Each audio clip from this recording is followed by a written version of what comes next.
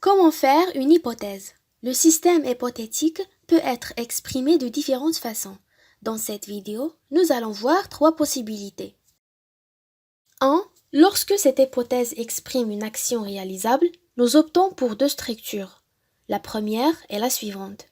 Si plus verbe au présent plus verbe au présent. Exemple, si tu travailles, tu réussis. Comme vous le voyez, ici nous avons utilisé le verbe travailler et réussir au présent de l'indicatif.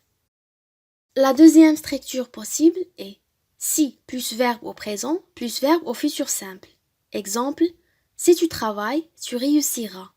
Nous avons employé le verbe travailler au présent de l'indicatif, puis le verbe réussir au futur simple. Alors, ces deux structures sont dans le domaine du possible. En fait, il est possible de travailler et de réussir par la suite. Passons maintenant à la deuxième possibilité. Pour exprimer la supposition d'une réalité liée au présent, j'emploie la structure suivante. Si plus verbe à l'imparfait plus verbe au conditionnel présent. Exemple, si tu travaillais, tu réussirais. J'explique. Alors là, la condition concerne le présent, mais l'action est irréalisable. C'est comme un souhait. Si tu travaillais, tu réussirais, mais malheureusement, tu ne travailles pas. Concernant la troisième possibilité, c'est le cas d'une irréalité liée au passé. On combine les temps suivants.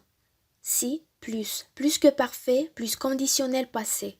Exemple, si tu avais travaillé, tu aurais réussi. Alors là, on touche un certain regret. Si tu avais travaillé, tu aurais réussi. Mais, puisque tu n'as pas travaillé, donc tu as échoué. C'était l'exemple de trois structures possibles pour produire des phrases hypothétiques, et il y en a bien sûr d'autres. J'espère que vous puissiez maintenant faire correctement des hypothèses tout en respectant le mode et le temps convenable.